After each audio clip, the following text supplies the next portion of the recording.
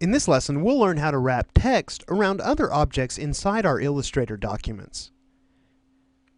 Alright, so in the previous lesson we learned how to create type on a path. Now I'm going to show you a technique for working with larger bodies of copy if you ever need to wrap this copy around an object within your document. Now I've got here an object that I've already created, this little grand opening banner, and we've got a large body of copy here. Now the first thing you need to understand about wrapping type around an object is they need to be next to each other in the stacking order, and they need to be on the same layer. So I tell you what, let's go ahead and click on our type here and select it.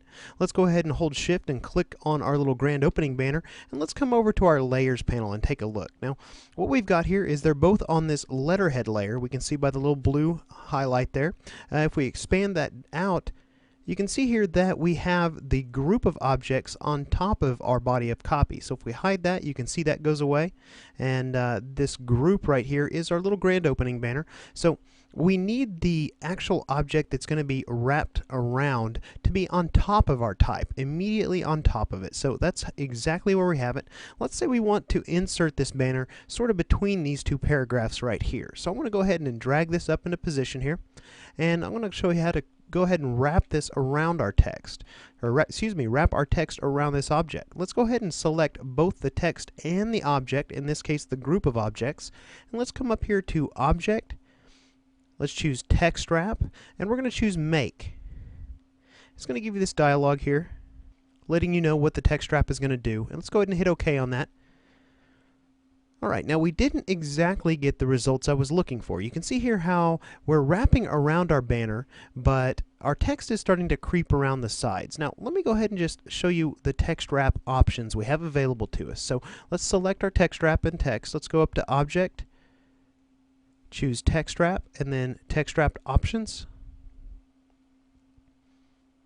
Now we have just a few options here in this dialog. We have an offset indicator here. Let's go ahead and hit preview, and now the offset is going to basically adjust the space around the object that we're wrapping around. So we can actually increase that amount of space, and you can see that that's happening there. It's not exactly creating the effect that I'm looking for here.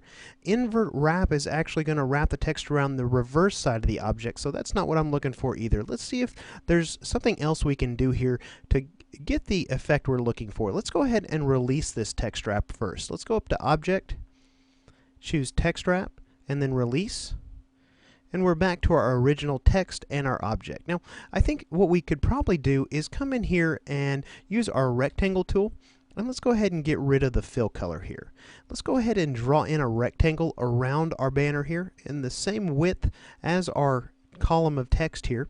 Let's go ahead and do it just like so.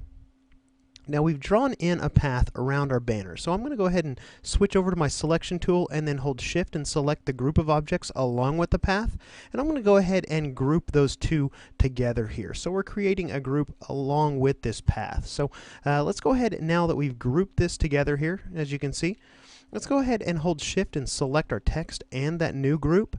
Let's come up here to Object, and let's make another text wrap. Alright, now that is looking a lot better. We now have a text wrap that doesn't try to bleed down around our banner, and that's exactly what I was looking for. Now all we have to do is reposition our banner here in our document, and we wanted to put it right between these two paragraphs, so let's go ahead and just click it and drag it down here. See if we can't maybe use our arrow keys to nudge that into position. Now I'm nudging that down one at a time, but you can actually hold down the shift key as you're moving anything with your arrow keys and move them 10 steps at a time. So pretty handy little keyboard shortcut there, and I think that's exactly where we want that to go. I might just nudge that just a little bit more. Let's go ahead and select that group. I think right about there looks pretty good. So in this lesson we've learned how to create a text wrap around another object inside our document. In the next lesson we're going to sort of switch gears and look at some of the new perspective drawing tools within Illustrator CS5.